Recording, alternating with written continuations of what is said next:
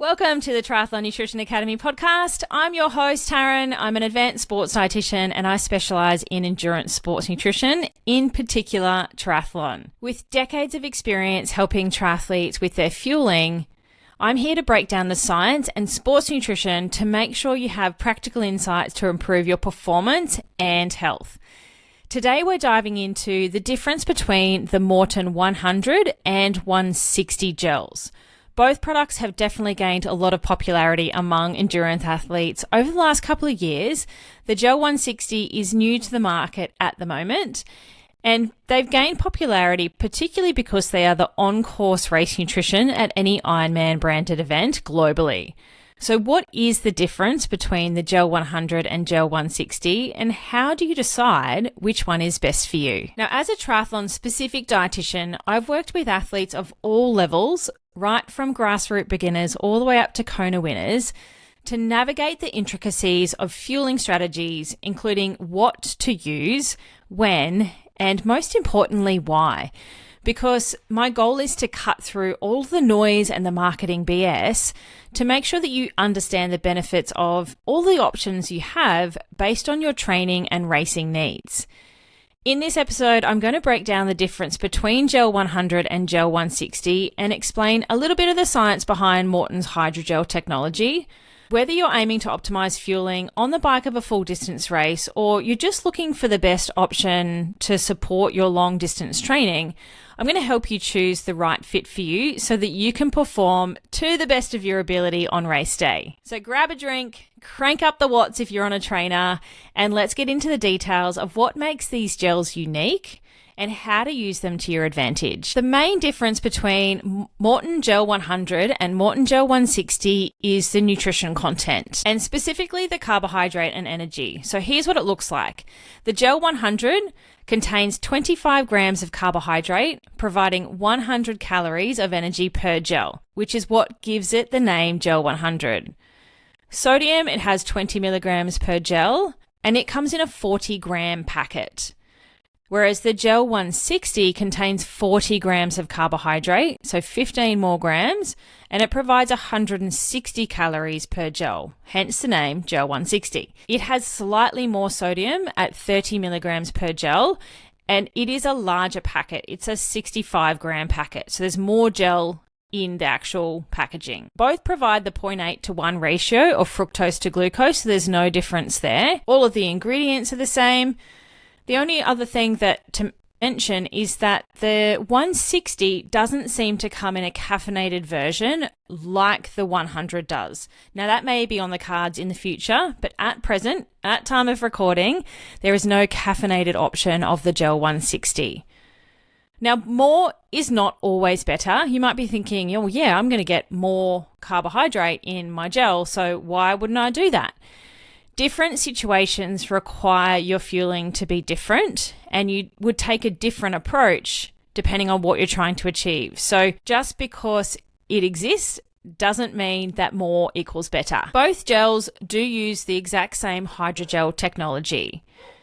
And the hydrogel technology, it encapsulates the carbohydrate in a gel form so that structure allows the gel and the carbohydrate to pass through the stomach into the small intestine easier, faster, to help with the absorption through the stomach, which for some people that have upper GI issues can be gentler, particularly during high intensity exercise and long high endurance exercise. If you want to dive really deep into the detail of the science behind the hydrogel and whether or not it does improve endurance performance or not, you need to go and listen to episode 47 of the podcast that I did with Andy King. He was a co-author on the paper around whether hydrogel does improve endurance performance or not. So definitely jump back and take a listen to that if you haven't already. I will link it in the description below just in case you miss it. Something that I think is super important when it comes to sports nutrition products is taking the cost into consideration. So when you buy the Gel 100 and Gel 160 from the Maurten website, the Gel 100 comes in a box of 12 gels for $43.20. So that works out as $3.60 per gel. Whereas the 160 comes in a box of 10 from the Maurten website for $50, so it's $5 per gel. Now, because I'm a nerd and I'm a sports dietitian, I worked out what the cost is per gram of carbohydrate. You can thank me later. So for the Gel 100, you get 300 grams of carbohydrate in that box of 12, which works out to 14.4 cents per gram of carbohydrate. Compared to the Gel 160, where you get 10 gels in a box, so 400 grams of carbohydrate total, which works out as 12.5 cents per gram of carbohydrate. So it is more expensive to purchase and more expensive per gel, but if you break it down into the cost per gram of carbohydrate, it does work out slightly cheaper. Also, to take into consideration around which one is right for you is the size. So the Gel 100 is a 45 gram packet, whereas the Gel 160 is a 65 gram packet. Now, how much space you have to carry things, whether you've got a useless bento box that's just that little seal sitting on top of your top tube, or you've actually got a sizable bento bag that you can carry a lot of things, that is something to consider, because there is no point working out this perfect race nutrition plan and having no way to carry it on race day. So that serving size of carbohydrate per gel might be something you take into consideration, and the practicalities of how you're going to work through that. So the Gel 160 has more carbohydrate per packet. So is that easier to carry than something that is smaller but less carbohydrate? Definitely no one size fits all with that. So it is understanding you and your fueling needs per hour and how you're going to achieve that. And then where on earth you're going to carry all of these things, because that is a huge factor when it comes to racing. It is very different to training. Maybe if you sit on a wind trainer, you can have all of your products laid out on a nice table and you don't have to worry about putting it on your bike or on your person. But when it comes to race day, you have to figure out where you're going to stash everything, and you don't want to be too heavy either. The other thing to consider is what's on course. What is your on-course race nutrition? So at the moment, Maurten's providing product on course. I would check whether they are providing the Gel 100 or the Gel 160, depending on the race. That may change over time, so you always want to check in around the specific race you're doing and seeing what is on offer. Maurten may also not be the on-course race nutrition sponsor forevermore, so it's something you're going to always need to be across. And if you're relying on what's on course, then your race nutrition plan either needs to adapt and evolve as that changes, or you are self-sufficient. There's no right or wrong there. It depends on what you are trying to achieve and what's on offer and, what you actually like consuming, because the biggest, most important factor when it comes to sports nutrition is whether you like what you're actually using. So the Gel 160 is more energy dense, right? It's more calories per gel. It's more carbohydrate per gel.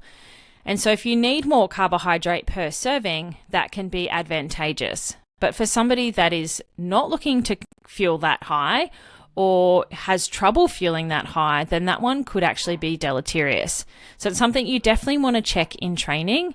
And remember, more is not always better. It might be slightly cheaper, it might be slightly less practical because they're bigger, but it's really about understanding what your goals are per hour and how you're going to get there. And either could be totally fine, depending on what additional things you're adding to your race plan. The other thought I have is having 40 grams of carbohydrate in one hit problematic for you? Do you need to dial it down a little and have only 25 grams of carbohydrate in a hit? Depends on your fueling frequency. Are you having something every 30 minutes? Are you having something every hour? Are you having something every 15 or 20 minutes? So all of these things go into the thought process behind race planning when I help my athletes do that, because there is no one size fits all. So something definitely to try in training. I know there's some athletes that need more little amounts more often to tolerate and digest it, whereas others are totally fine having like all of their nutrition in at the 1 hour mark. It is definitely something to fiddle with and optimize for yourself. And that's something that I can help guide you with depending on what your baseline strategy is already. I love like finessing race plans. That's my happy place, because there are plenty of ways to skin a cat. You don't have to always do the one thing and stick with that forevermore. I love tweaking things for each and every race, because every race nutritionally is actually different. I don't like riding or helping an athlete with a set and forget race plan. I really believe that it's something that you should finesse long term. So they are the main differences between Maurten Gel 100 and Maurten Gel 160. The biggest things are the carbohydrate content and the size. And then there are other factors like the practicalities of consuming it and the cost per gram of carbohydrate or per gel, and the practicalities that you also need to take into consideration. More does not equal better. And we are going to see a shift and a trend for gels to have more and more carbohydrate per package size. That is what's coming in the future. We have moved away from having gels that are only 20 grams of carbohydrate, only 20 grams. It sounds like nothing when we have gels that are 300 grams of carbohydrate, like the Precision Fuel and Hydration Flow, but gels are getting bigger. Like 15 years ago, 30 grams of carbohydrate per gel was unheard of. And now we're pushing the limits of 40, 45, 60, 90 grams of carbohydrate per package. So hopefully that's given you a bit more of a clearer idea around the differences between the two, because sometimes you just need somebody to tell you rather than having to go and figure that out for yourself. And then also some thoughts around how to incorporate those products into your training and racing if you are choosing to use Maurten. Remember, your effective fueling strategy isn't just about picking the most popular gel, and it's also not about picking what's on course because that's easier and cheaper, because to practice with it in training, you're going to have to spend a fair bit of money to get enough of the product to use in training, which is kind of how they get you. It's really about understanding your unique needs and choosing a plan that aligns with that.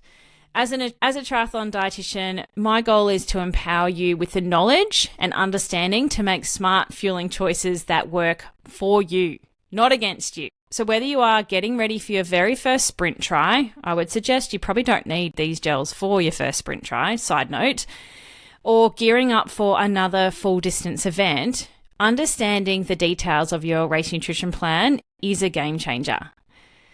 If you're interested in diving deeper with me, then make sure you register your interest for the Triathlon Nutrition Academy program at dietitianapproved.com/academy. That is the only way to work with me on your nutrition. And hey, if you found this episode useful, please subscribe to the podcast on your favorite podcast platform and YouTube, and share it with your training buddies and anyone else who might benefit. If you are ready to dive deeper and really understand all of the intricacies of your race nutrition plan and your fueling strategies, then reach out and make sure you check out the Triathlon Nutrition Academy and our next cohort dates, because I would love to help. All right, legend, thank you for listening. I will see you next week.